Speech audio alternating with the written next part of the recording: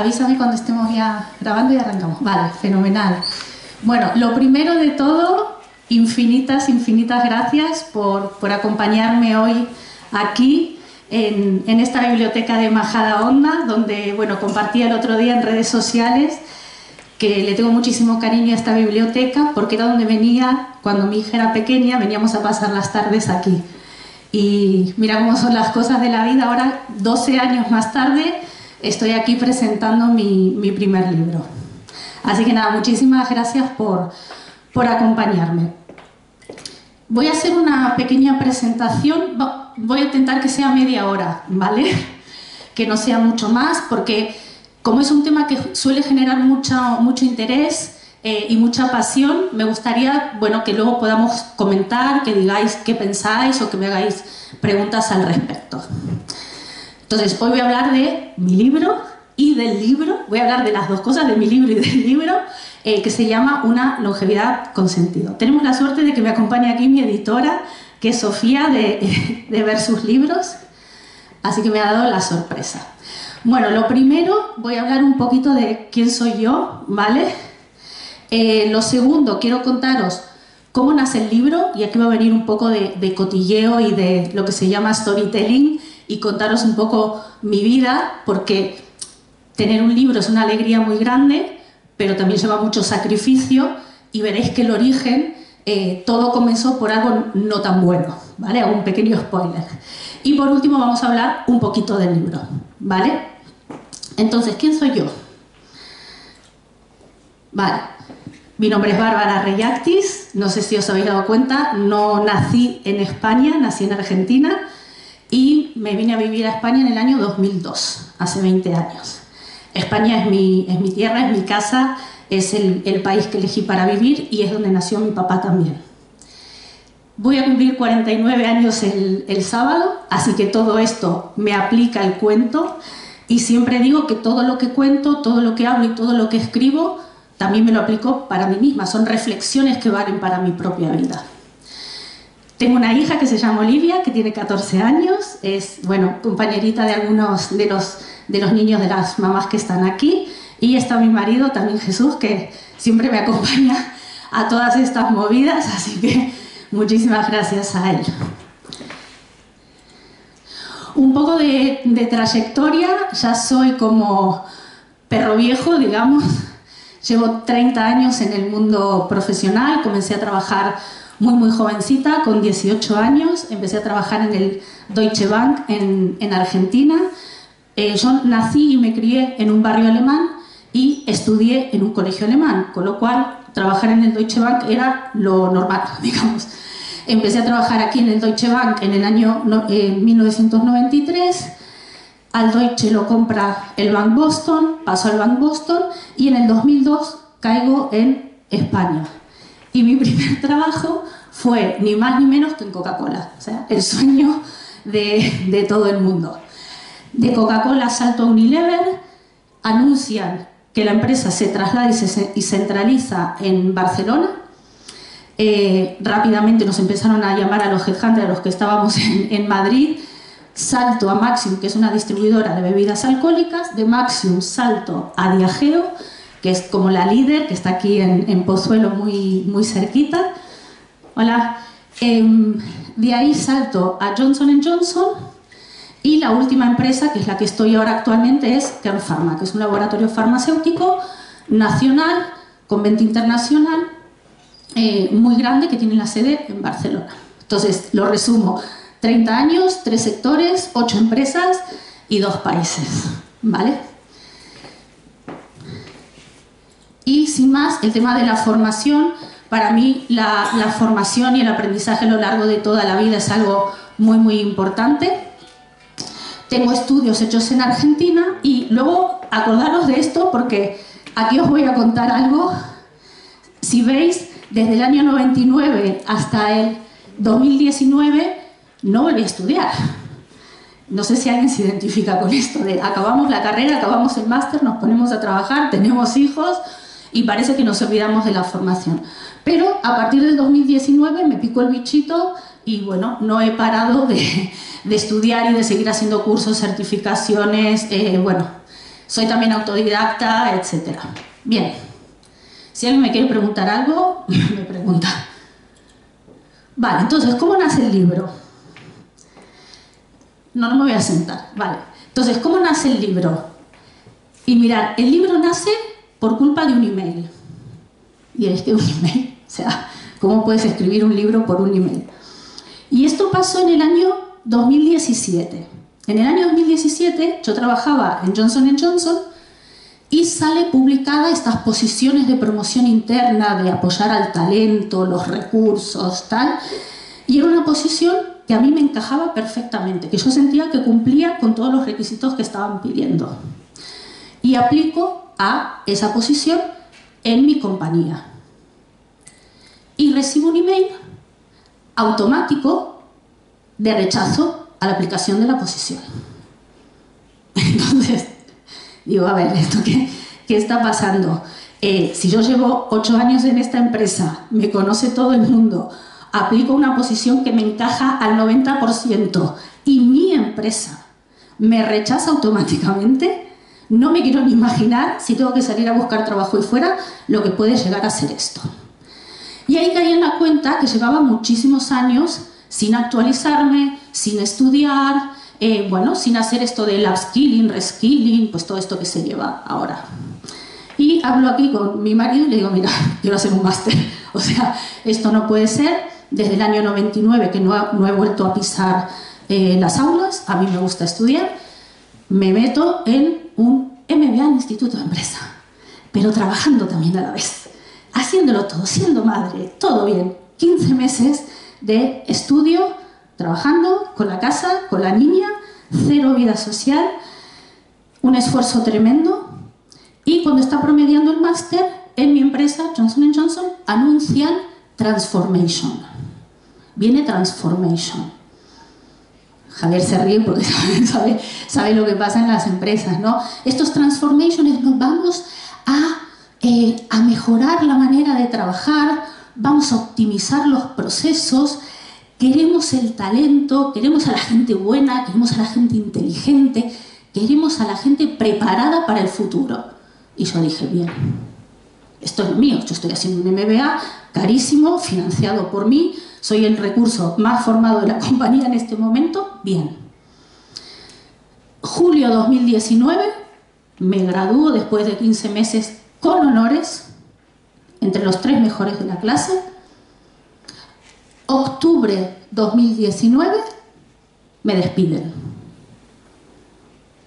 Y dije, muy bien el Transformation. Esto era justamente lo que decían, talento, recursos, gente formada, gente preparada, ¿verdad?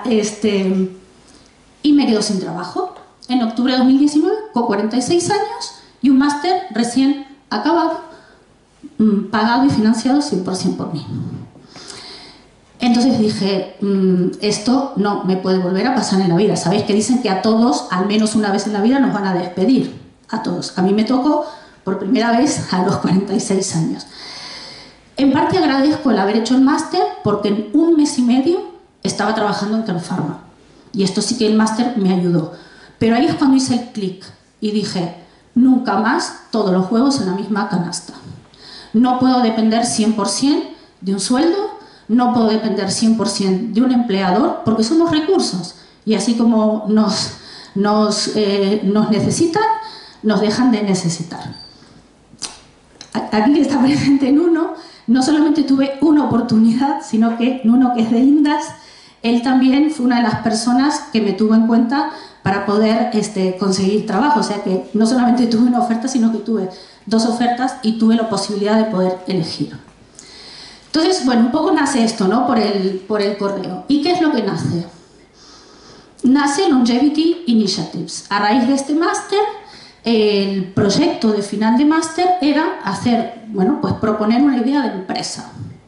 Y yo convencí a mis compañeros para que esta propuesta de idea de empresa sea algo dirigido a los seniors, a la gente mayor. Porque era, desde mi perspectiva y desde mi experiencia de marketing, el segmento más abandonado, más potente, más heterogéneo, con más dinero, con más necesidades sin satisfacer y que las empresas no estaban ahí. Entonces me monto esto, que le llamo mi bebé, mi proyecto personal, y me empiezo a dedicar un poco a lo que pone ahí, ¿no? A la investigación, sobre todo investigación, mucho aprendizaje, mucho conocimiento, a la generación de contenidos y a empezar a compartir estos contenidos con la gente en artículos, en redes sociales, en charlas, en reuniones, en encuentros con organizaciones, etcétera, y también hacer pequeños asesoramientos y consultoría a emprendedores, a pequeñas empresas que quieren dedicarse al segmento senior. Aquí está un poquito el resumen, ¿no?, de lo que hago, la parte de investigación, contenidos, formación y consultoría. Y en toda esta movida, pues recibo una llamada telefónica aquí de mi actual editora, de Sofía, que me empieza a hablar, bueno, me han hablado de ti, ¿qué te parece? A ver si no te interesaría hacer un libro. Yo tenía el libro en la cabeza hace un montón de tiempo, o sea que fue como, wow, impresionante. Y en enero de 2022 arranqué con la escritura del libro. En julio entregué el boceto, el manuscrito. Después del verano hicimos correcciones y desde noviembre que está publicado. Así que así es un poco como nace el libro. Voy bien, no sé si me queréis preguntar algo, si algo de lo que os conté os resulta curioso, luego lo podemos comentar. Y así es como nace el libro. Voy a coger, ¿me pasas uno?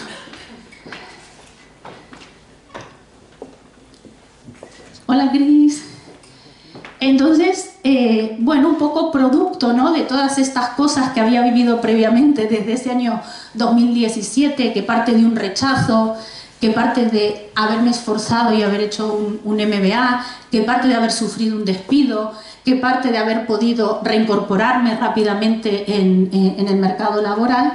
Y bueno, todas estas vivencias, también llegada a la edad madura, como os decía, cumplo 49 años, nace una longevidad con sentido. Entonces ahora vamos a hablar un poquito del libro.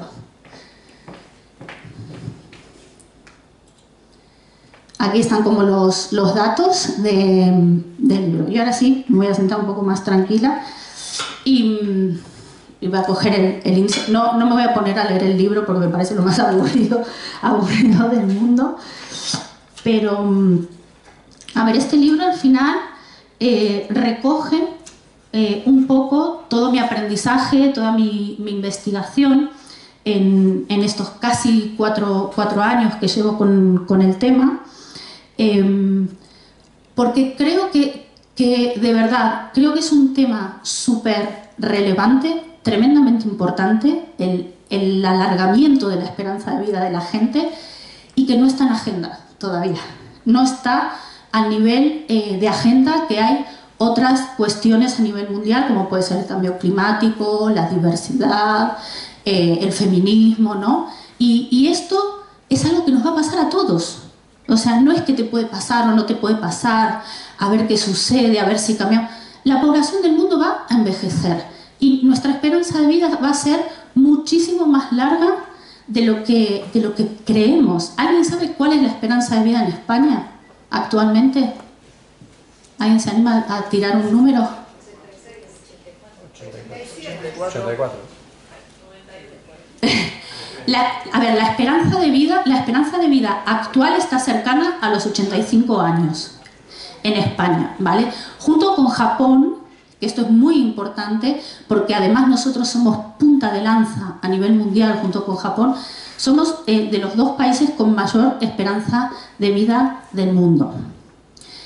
Pero esto no es algo que sucede solamente a los países más avanzados, a los países ricos. Es algo que está sucediendo a nivel mundial. Incluso el continente africano, que tenía una de las esperanzas de vida más bajas del mundo, unos 35 años hasta hace nada, está creciendo de una manera exponencial. Entonces, es un fenómeno mundial y es algo que nos va a impactar a todos. Y ayer tenía la oportunidad de estar hablando con una persona muy relevante en temas de longevidad y me decía, es que lo que estamos pensando hoy, en 10 años no nos vale, Bárbara.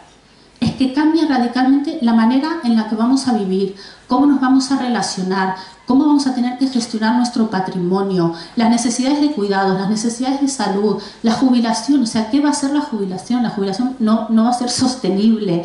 ¿Cómo nos vamos a relacionar con el entorno, con los demás? ¿Cómo vamos a hacer las ciudades más habitables para una población que indefectiblemente va a ser más mayor? Y que aparte, las tasas de natalidad, no sé si habéis visto que justo salió la semana pasada, tenemos la tasa de natalidad más baja del mundo y la tasa de natalidad del año 2022 fue la más baja de toda la serie histórica desde que se tiene conocimiento en España. Entonces, esto es un doble cruce y se llama de ir de un modelo de alta natalidad, alta mortalidad, nace mucha gente y muere mucha gente, a baja natalidad y baja mortalidad. Entonces, vamos a ser una sociedad de personas mayores. Entonces, en el libro, el libro está dividido básicamente en 3 partes. Tiene una introducción donde hablo de este nuevo paradigma, por qué es un cambio de paradigma, ahora que se habla tanto del orden mundial, que está cambiando el orden mundial, tal, estamos frente a un nuevo paradigma. Para la mayor parte de la gente, cuando mira hacia el futuro, tiene una visión que por lo menos le inquieta, ¿no? Porque a veces mirar a la propia vejez inquieta. Y lo que yo intento hacer en el libro es justamente darle la vuelta y tener una visión mucho más positiva, mucho más optimista, porque vivir más años nos da la oportunidad de poder ser quienes siempre quisimos ser. Vivir más años nos permite alterar, alternar y cambiar las etapas vitales de una manera totalmente nueva y diferente. Y hago un llamamiento a este cambio de mirada, ¿no? De mirar hacia las personas mayores desde un prisma y desde una lente de realidad y dejar atrás los mitos y todos los preconceptos que tenemos sobre las personas mayores. Que todos son iguales, que son malhumorados, que todos son enfermos, que no usan tecnologías. Son estigmas, lamentablemente, que se llama edadismo, que afectan y que impactan a las personas mayores y que también nos condicionan a nuestra propia visión de la vejez, cuando todo eso ya está totalmente en el pasado. Hoy por hoy, la edad cronológica está totalmente desfasada de la edad biológica. Entonces podemos tener 60, 70, 80 años y estar biológicamente perfectamente bien. Y esto hay que desterrarlo.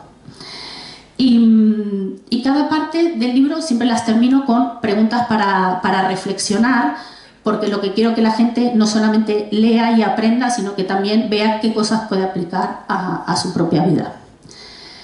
Una cosa importante también del libro es que la visión, o por lo menos bueno, los comentarios que siempre recibo, además de esta visión positiva y optimista y con esta nueva mirada, mi visión es muy integral, ¿vale? Hay gente que está metida en el mundo de la longevidad que o bien se centra en la salud, o bien se centra en la parte de los seguros, del retiro, de la jubilación, o bien se centra en la parte sociológica, ¿no? De las dinámicas sociales. En este libro vais a encontrar todo. Hablo de salud, hablo de patrimonio, de gestión de patrimonio y hablo de relaciones. Y toco un poco todas estas dinámicas siempre desde la perspectiva de la longevidad, el origen, los motivos y qué podemos hacer nosotros como personas para poder gestionar mejor nuestra longevidad. Os voy a poner como 3 ejemplos y a modo de resumen de cada apartado y ya podemos pasar a vuestros comentarios, preguntas, reflexiones. En la parte de salud, claro, la ciencia, la tecnología, la medicina están avanzando a pasos agigantados, a tal punto que se habla de lo que se llama velocidad de escape. La velocidad de escape es un punto de inflexión en los avances de la ciencia donde vamos a ganar más años de vida por encima del propio tiempo. Es decir, vamos a poder alcanzar la inmortalidad en el futuro. Actualmente vivimos 85 años, la esperanza de vida natural del ser humano es 120 años, se está trabajando para poder llegar a 150 años y hay ahí un grupo de frikis que están pensando en llegar a 200 años, ¿vale? Sin que esto nos genere mucha inquietud, la realidad es que por cada 10 años ganamos 2 años de esperanza de vida. Es decir, que hoy la esperanza de vida de España es 85 años, pero en 10 años va a ser 87. y en 20 años va a ser 89. Nuestros hijos muy probablemente puedan vivir 120 años. Por eso a mí también esto me parece muy importante para los niños.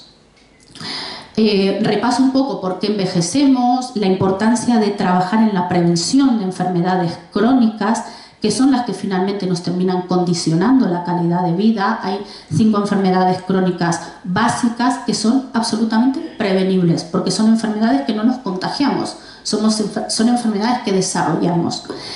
Y mi propuesta para poder mantener y tener un buen estado de salud es la cultura y el estilo de vida de autocuidado. El autocuidado es la mejor manera de mantener a raya el surgimiento de cualquier tipo de enfermedad crónica. En cuanto al patrimonio, aquí es muy... Pasar. En cuanto al patrimonio, claro, hay una mujer que dijo una frase célebre, que de tan célebre es súper obvia, dijo: tener vidas más largas implica una mayor necesidad de patrimonio.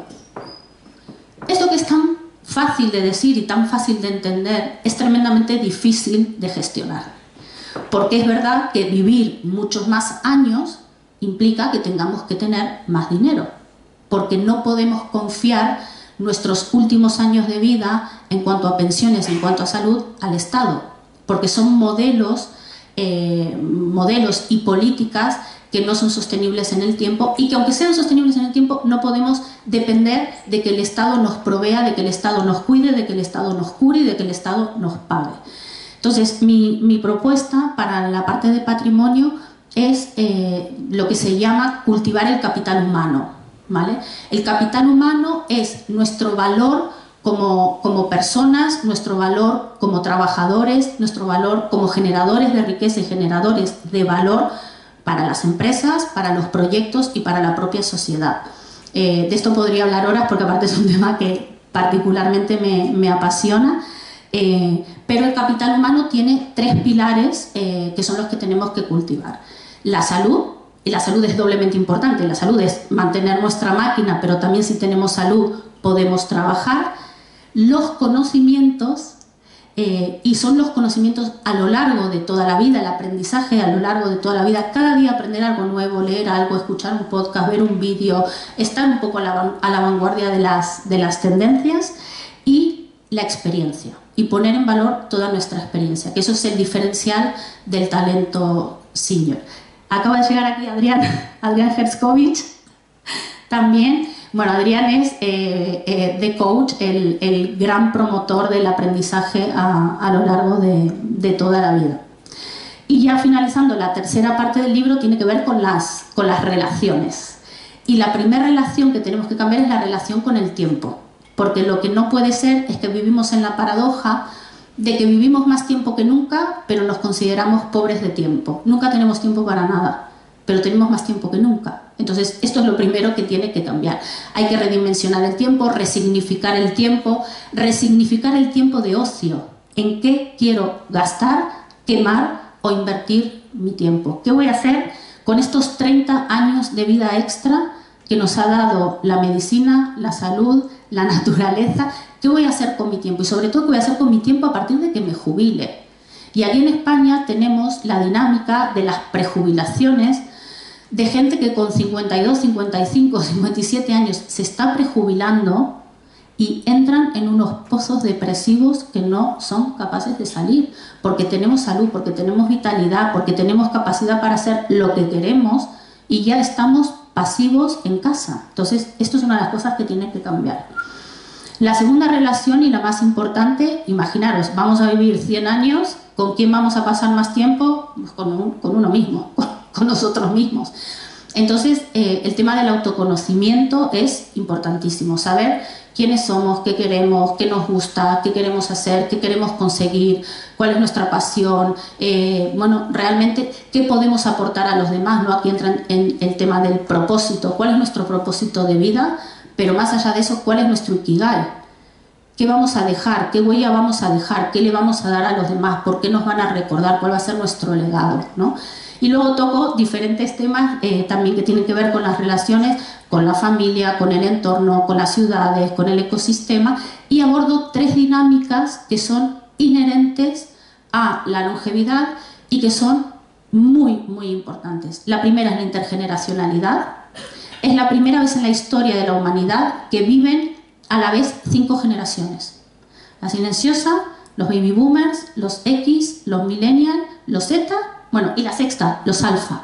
6 generaciones conviviendo en el tiempo. No podemos aislar, aparcar y expulsar de la dinámica social a las personas mayores. Esto no puede pasar. Es la intergeneracionalidad.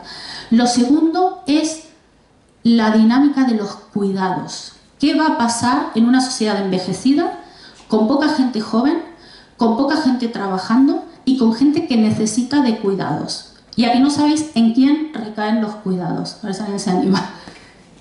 En las mujeres. Se habla de una cultura de cuidados de mujeres que cuidan a mujeres.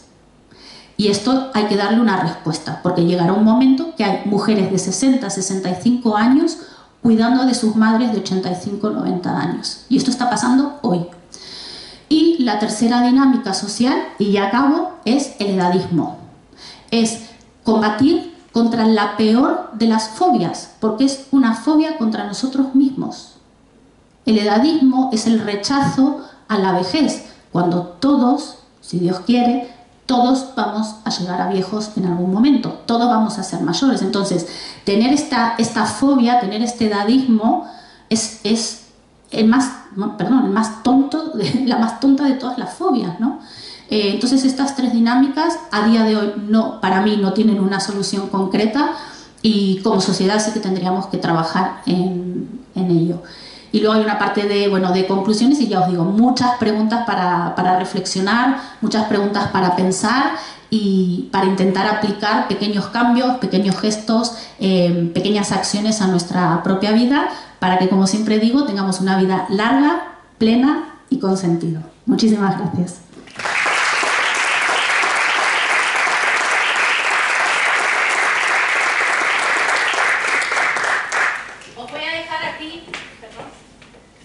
Os voy a dejar aquí mis redes sociales por si a alguien le interesa el contenido y sé que casi todos me estáis siguiendo en casi todo, pero tengo LinkedIn, Instagram, Twitter un poquito menos, Twitter no me hago mucho con Twitter, y tengo mi página web que voy a unificar todo en Bárbara Reyactis en muy breve. Así que bueno, muchísimas gracias.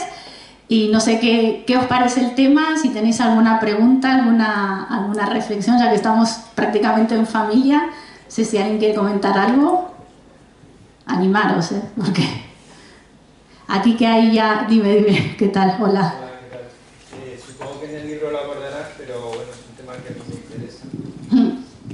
Hola. Un tema que a mí me interesa dentro de la vejez, digamos que es el tema de la soledad, que no es solo se circunscribe a la vejez, pero bueno, como estamos ahora tratando este tema, y por hacer otra reflexión sobre el ejercicio físico y creo que es importantísimo, ¿no? Esta parte que antes, como tú decías, pues con una edad 50, 60 años ya la gente hacía poco ejercicio físico, creo que ahora se está cambiando y creo que también es muy importante, pues si puedes hablar de esas 2 cuestiones. Genial, sí, me encanta, buenísimos temas.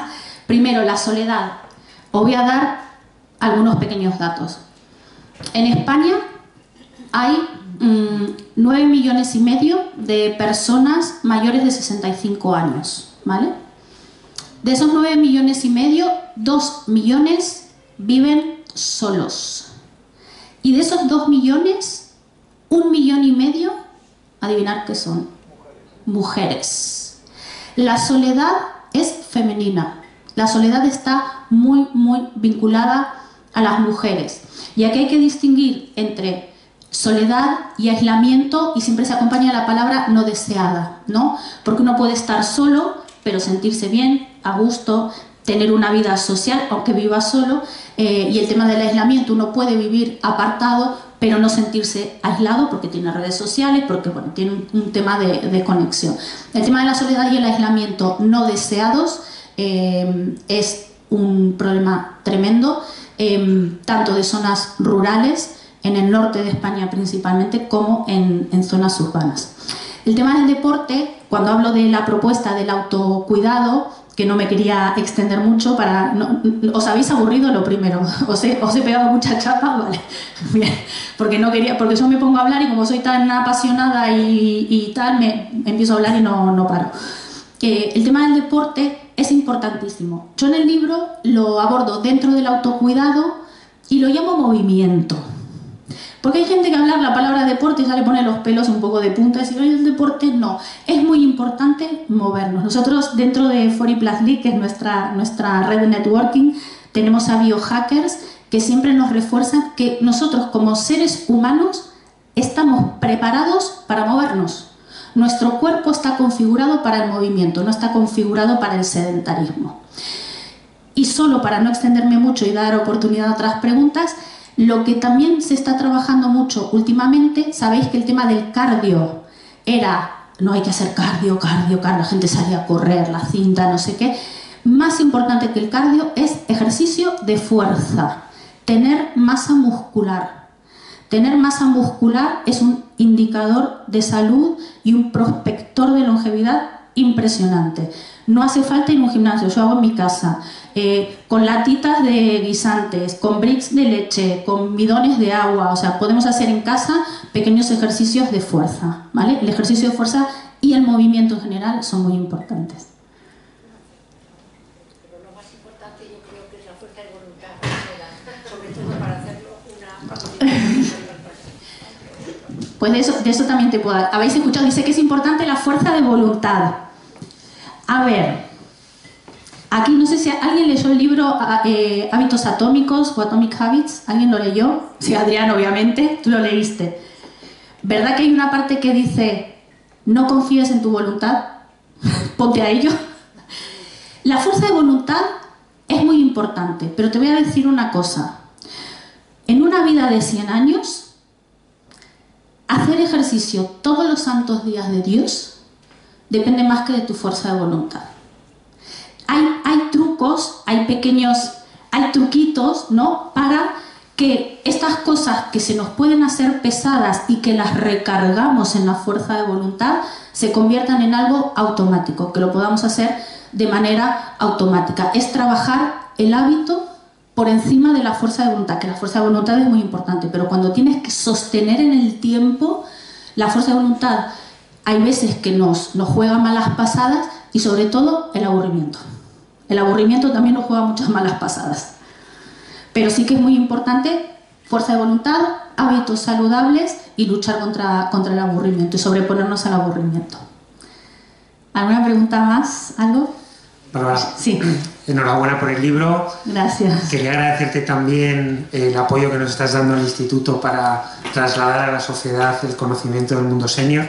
Y me gustaría que hablaras del talento senior, porque España es uno de los países con mayor desempleo de personas de más de 55 años y da la sensación de que las personas de más de 55 años le están quitando el trabajo a la gente joven, ¿no? Entonces yo creo que vamos a necesitar aprovechar todo el talento dentro de una serie de años, porque no vamos a tener mano de obra suficiente. ¿Cómo podemos potenciar ese talento senior en este país? Sí, esto bueno, justo eso lo hablábamos con Juan Martín también. El tema del talento senior, siempre digo lo mismo, se habla mucho, se hace poco, es una evidencia y una realidad innegable, pero las empresas todavía no están ahí en su totalidad. Hay empresas, por supuesto, que están avanzando y que están haciendo temas de gestión de plantillas más envejecidas, de gestión de talento senior, de incorporación y mantenimiento de este talento entre su personal. Hola. Pero lo que está pasando es que las empresas a fecha de hoy siguen siendo cortoplacistas, siguen velando por la cuenta de resultados, siguen velando por cerrar el número a final de año y en el libro he incluido muchas estadísticas. Hay unas estadísticas que comparan la situación de los profesionales de España con el resto de Europa. Y aquí lo que está pasando es que concretamente en España la brecha salarial que hay entre los seniors y los juniors es brutal. Es brutal. La gente más senior gana muchísimo más dinero que los jóvenes y las empresas, cuando tienen que sanear su cuenta de resultados, echan a la calle a la gente que más gana. A mí, concretamente, me pasó eso. A mí me dijeron, Bárbara, se sentó el de finanzas con el de recursos humanos, ordenaron los salarios de mayor a menor y cortaron. No miraron la capacidad, no miraron el talento, no miraron el valor, no miraron la experiencia. Tenían que cerrar el número. Y eso es lo que está pasando. Respecto a lo que decías de que son los seniors los que hacen de tapón, que quitan el trabajo no es un bien finito. El trabajo es un bien infinito. La aportación de valor es un bien infinito. Y la contribución al Producto Bruto Interno del país la hacemos entre todos. Cuanto más personas trabajemos, más personas estemos en activo, más personas aportemos al sistema, más personas podamos consumir, podamos pagar impuestos, podamos invertir, podamos ahorrar, podamos formar nuevas empresas, mucha más riqueza va a tener este país. De hecho, y ya acabo, hay un estudio de proyección de población muy interesante, que por cierto está Bill Gates detrás de este estudio, que proyecta que la población de España de aquí a 100 años se va a poder reducir prácticamente a la mitad. Vamos a ser la mitad en España y esto tiene una pérdida de riqueza y una pérdida de Producto Bruto Interno brutal, en detrimento de países, sobre todo del continente africano y del continente asiático, que van a tener unos crecimientos exponenciales a nivel poblacional. Entonces, este desbalanceo en los tamaños de las poblaciones de los países va a tener un impacto brutal. Y no sigo porque de verdad el tema es apasionante. No sé si alguien más, que no sé qué hora es. Ah, Sofía, sí.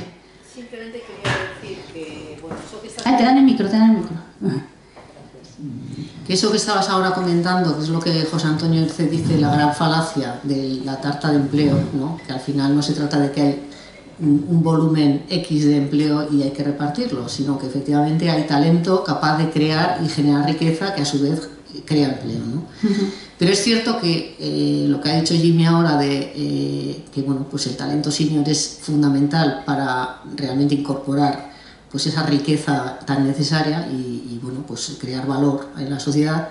Pero también es cierto que hay mucha gente senior que se prejubila encantada. Quiero decir, que están las dos caras de la moneda. O sea, quiero decir que por un lado hay gente que lo que quiere es no jubilarse nunca porque le gusta su trabajo y le divierte y bueno, pues a lo mejor no con el mismo grado de intensidad, pero sí quiere permanecer activo pues hasta el fin de sus días, ¿no? Porque el tipo de trabajo que tiene. Pero sin embargo hay otras personas, y no me refiero a personas que tienen un perfil de trabajo pues de fuerza o para el que se necesitan determinadas características físicas, sino me refiero a un trabajo más intelectual o bueno, pues que realmente no requiere el tener 30 años, ¿no? Que están encantados de haberse prejubilado pues con 55, con 58, porque qué bien voy a vivir a partir de ahora. Entonces, a mí siempre me llama bastante la atención porque efectivamente, digo, pues no sé, será consciente de que los recursos son finitos, ¿no? De que realmente pues el Estado no va a poder hacer frente a todas tus necesidades, probablemente a las que tenga ahora sí, pero quién sabe las necesidades que va a tener en el futuro de dependencia, ¿no? Que es tremendo, ¿no? Entonces, ¿qué pasa ahí? No hay información suficiente, todavía hay que hacer labor de difusión y de crear una cultura diferente. Yo creo que hay un gap enorme entre la realidad y lo que en parte de la sociedad se está viviendo. Totalmente, lo que comentaba un poco al principio, que el tema de la longevidad no está en la agenda como tendría que estar, a pesar de que a nivel gobierno y organizaciones se sabe perfectamente hacia dónde vamos. Es una patata caliente que ningún gobierno va a querer abordar. Eso está claro. Cada vez que sale el ministro de las pensiones, o sea, pobre hombre, cada vez que intenta abrir la conversación de lo que va a pasar, de lo que tenemos que hacer para aportar más sostenibilidad a esto, bueno, claro, es que no puede ni abrir la boca. Hay mucha disociación, efectivamente, entre la realidad y lo que la gente cree. Siempre pongo el ejemplo de una persona que se prejubila con 55 años porque le gusta la horticultura y quiere poner su huerto y a esa persona le dije, pero tú te ves 40 años cultivando el huerto. O sea, es que no tenemos noción de la cantidad de años que vamos a estar jubilados. Es la misma cantidad de años que vamos a pasar en activo. Es es que es lo mismo, vamos a trabajar 40 años y vamos a estar jubilados 40 años. Entonces, ese cambio de chip, ese cambio de mirada, ese redimensionamiento del tiempo, hay que empezarlo por uno mismo. Por eso yo, de todos los libros que podría haber escrito, porque podría haber escrito muchos libros, decidí empezar por las personas, porque somos nosotros los que tenemos a nuestro alcance las oportunidades y la responsabilidad de tomar las riendas de nuestra vida, como esperemos que sea el gobierno, como esperemos que sea la empresa, como esperemos que sea alguien que baje del cielo y nos lo diga, nos va a pillar el toro. Entonces, nosotros tenemos las herramientas, tenemos que tener el conocimiento y esta concienciación y empezar a tomar decisiones, bueno, pues cuanto antes mejor, sobre todo con nuestros hijos. Yo a mi hija pobre la tengo frita porque me escucha todas las charlas y ella está concienciada, pero en general son temas que no se hablan en casa. O sea, ¿tú qué vas a hacer cuando te jubiles? Claro, si le dices a un niño de 15 años y te dice, a ver, mamá, no sé qué voy a hacer mañana. Pero son cosas que, bueno, que tienen que estar ahí sobrevolando, ¿no? Por lo menos algún momento de pequeña reflexión. Sí, Javi, y ahora.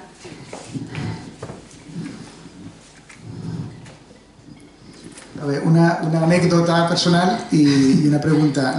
La anécdota personal, todo el mundo tiene un cuñado que tiene una opinión, pues mi cuñado es arquitecto, un tío formado, y le pregunto, y hablando de la jubilación, él piensa que obviamente que va a cobrar una pensión y una jubilación del gobierno, a lo cual yo le digo, probablemente sí, pero va a ser equivalente a 200 o 300 euros, digo, no cuentes con más, digo, con lo cual tienes que ir preparándote, y le he recomendado tu libro. Bien.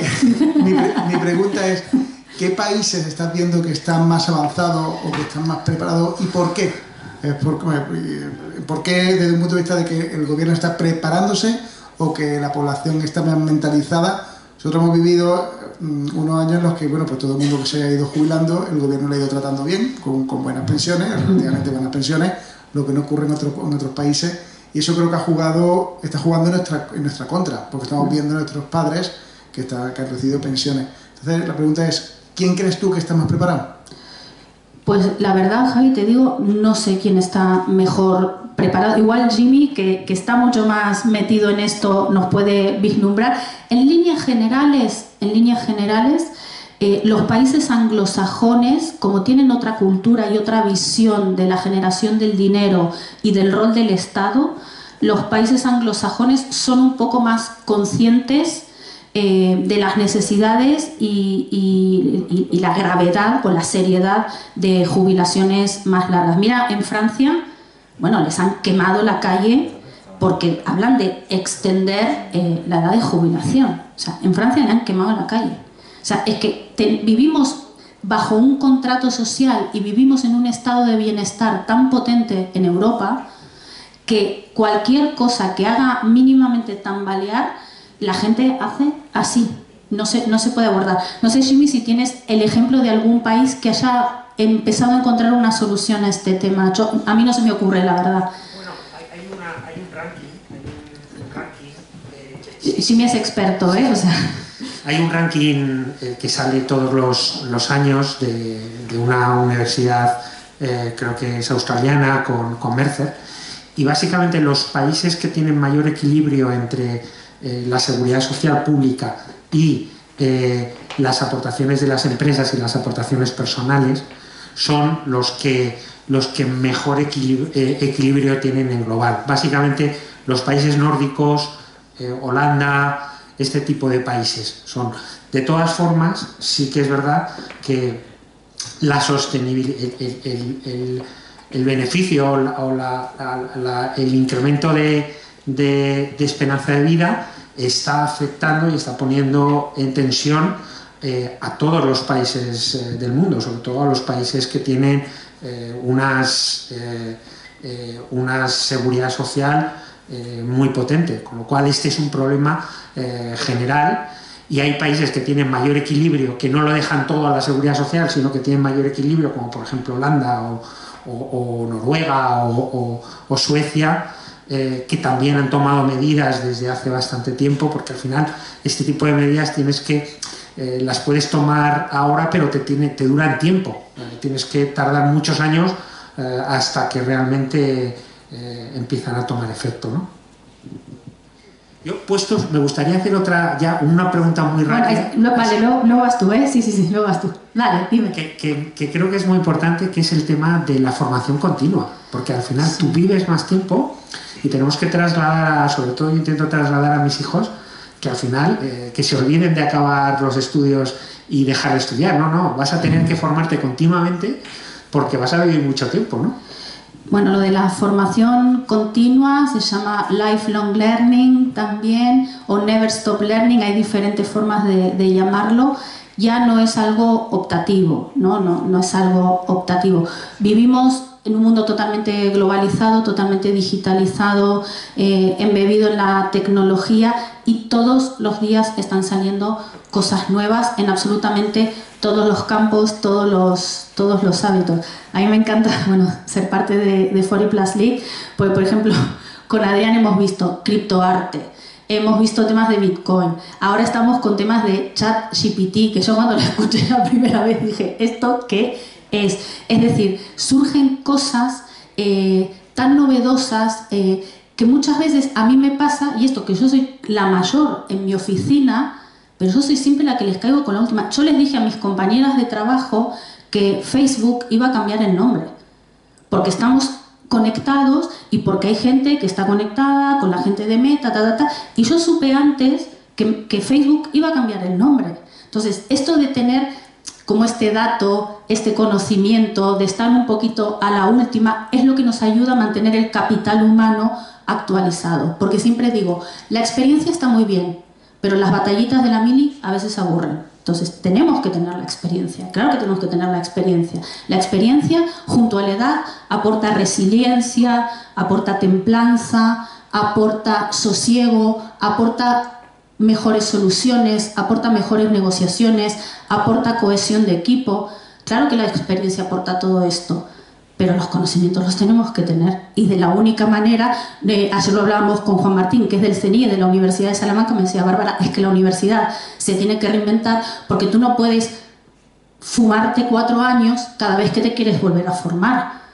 Tienes que tener soluciones y tienes que tener ofertas por parte de las distintas entidades educativas para poder estar formado a lo largo de toda la vida. Entonces esto es importantísimo. Y ahora mismo existen cosas que se llaman MOOC, los Massive Online Open Courses, que tenemos acceso a formación de Harvard, de Oxford, de Stanford, de la London Business School, hasta gratis.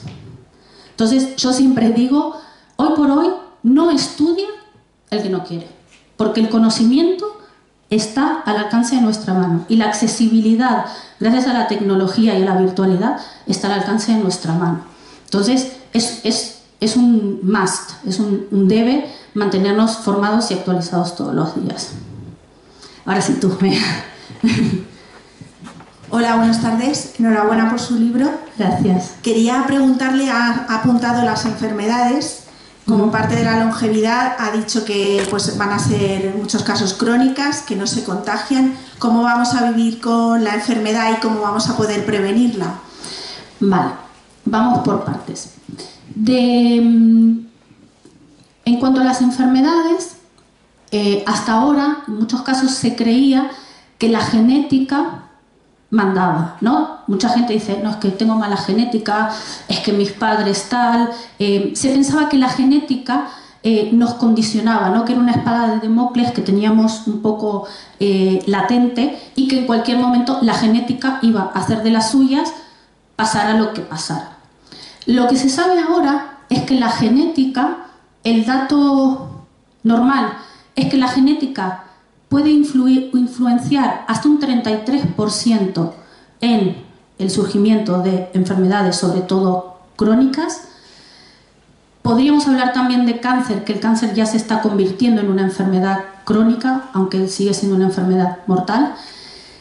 Y hay estudios que incluso dicen que el 20% depende de la genética. Si yo os digo esto, claro, por el otro lado, el 77% o el 80% de las enfermedades que desarrollamos dependen de nosotros. El 80%. Y ese 80%, vamos a ir al lado 70%, vamos a darle un poco más de margen a la maldita genética. Ese 70% que está en nuestras manos lo podemos manejar perfectamente. También siempre digo, es fácil decirlo, es difícil hacerlo. Estas enfermedades crónicas se pueden prevenir, ¿vale? Hoy por hoy, a nivel mundial, el 70 y pico % de las muertes se deben a enfermedades crónicas. A mí me pasa una pandemia y tal. Hay una parte que es de enfermedades contagiadas y una parte de accidentes, desastres naturales, etcétera, etcétera. Pero el 70 y pico % de las muertes se deben a enfermedades crónicas y prácticamente el 80% en la responsabilidad de prevenir esa enfermedad crónica está en nosotros. ¿Cómo se logra? Hábitos de vida. Cuidar la alimentación, cuidar el movimiento, cuidar el descanso y el tema mental. Súper importante. Las enfermedades crónicas que tienen más incidencia entre las personas mayores en España son hipertensión, diabetes, muy bien, colesterol, osteoartrosis, especialmente entre las mujeres, depresión y ansiedad, especialmente entre las mujeres y, en menor medida, por eso a veces no la nombro, el EPOC, que es la enfermedad obstructiva pulmonar. Todas esas enfermedades se pueden gestionar y manejar, se habla de manejo y prevención de enfermedades crónicas, todo eso lo podemos manejar con nuestro estilo de vida. Incluso el dato de, mira, hay estudios de personas, una persona de más de 70 años que había tenido una pérdida de masa muscular brutal, por eso cuando hablan de los encamamientos, ¿no? Los ingresos hospitalarios son letales para las personas mayores, no tanto por estar ingresados, sino porque no se mueven y pierden masa muscular. Pero una persona de 70 años con un programa de entrenamiento de 6, 8, 10 semanas recupera un 30% de masa muscular. Y eso le evita caídas. Las caídas son el punto de inflexión entre la vida y la muerte para muchas personas. No por la caída, no se mueren de la caída, se mueren de las consecuencias de la caída. Y muchas veces las personas mayores sufren caídas porque no tienen fuerza muscular en las piernas, en los brazos, y eso les provoca caídas. No sé si más o menos respondí tu pregunta. Muy bien.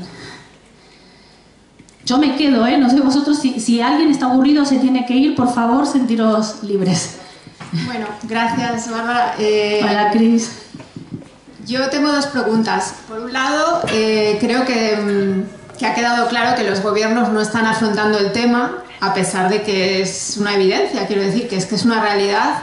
Entonces, mi pregunta es si puedes especular, porque no sé exactamente, ¿no? Pero ¿por qué crees que es esto? Si es solo una cuestión populista, que yo creo que hay un punto en el que, como saben que lo que gana votos es que la gente escuche lo que quiere oír y no tanto la verdad, porque, bueno, esto es una opinión personal, pero creo que es así. Entonces, ¿cuál crees que es la razón para que no se asuma, o sea, no se empiece a prevenir desde aunque no seamos, aunque no adoptemos esta mentalidad de que el Estado se haga cargo y tal, pero al final algo tienen también que hacer, ¿no?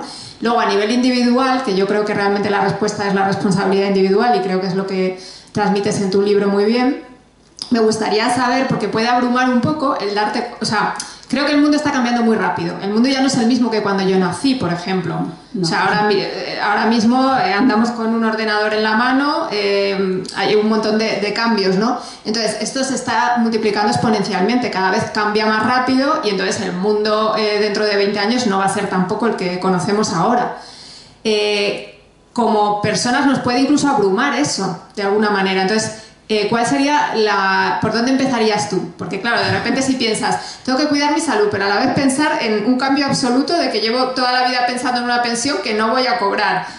O sea, como que es tanto que hay veces que todos tenemos esa cosa cortoplacista de pensar, bueno, me voy a tomar algo y ya está. Y no voy a ponerme a pensar en algo que de alguna manera me supera, ¿no? ¿Por dónde empezarías? Mira, bueno, podría empezar por muchos lados, pero os voy a lanzar un concepto que lo desarrollo en el libro que se llama gratificación diferida. ¿Alguien sabe lo que es gratificación? Adrián, no vale que lo diga.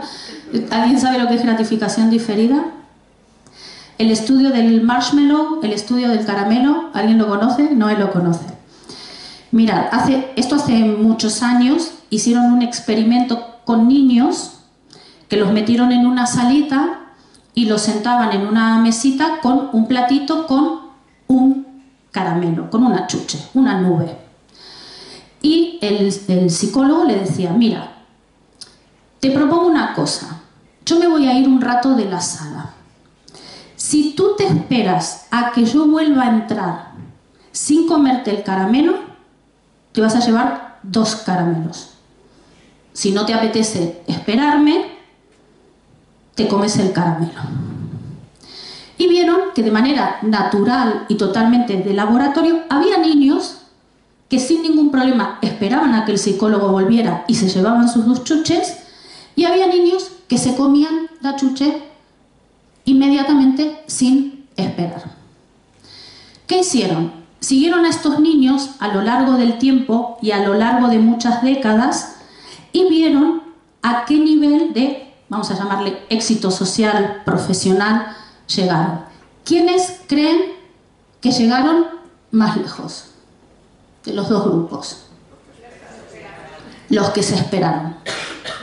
La gratificación diferida es una de las cosas que son innatas, pero que para mí son claves desde la perspectiva de la longevidad. Porque si vamos a vivir mucho tiempo y vamos a tener que sostener estos hábitos mucho tiempo, o nos vamos metiendo en la cabecita que tenemos que trabajar la gratificación diferida, o lo vamos a tener muy complicado.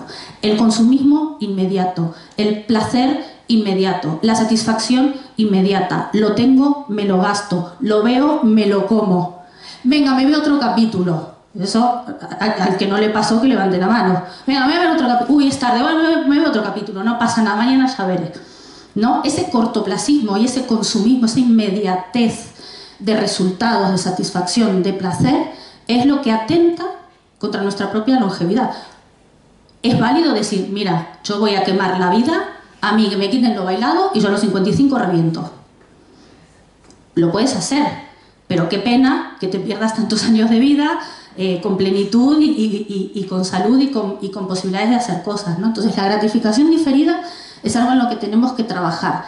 Y en la generación de hábitos atómicos. Pequeños pasitos, pequeñas cositas. Es abrumador lo que dices tú, es abrumador. Y yo entiendo que alguien puede leer el libro y puede decir que hay que hacer demasiado, no puedo con todo, ¿no? Pero hay que elegir pequeñas cosas, porque un poco es mejor que nada. Y un poquito, un poquito, un poquito, un poquito. Cuando te quieres dar cuenta, bueno, pues estás haciendo un montón de cosas. Pero la gratificación diferida, para mí, lo desarrollo bastante bien en el libro, es clave. Bueno, no sé si alguien tiene algo más. Si no, os voy a liberar, que ya creo que me habéis aguantado bastante. Gracias nuevamente. Si nadie tiene nada más, lo damos por concluido. Espero que os haya interesado, gustado el tema, que no os hayáis aburrido mucho. Y ya sabéis, una longevidad con sentido de ver sus libros. Y bueno, el que lo quiera comprar está a vuestra disposición. Muchísimas gracias.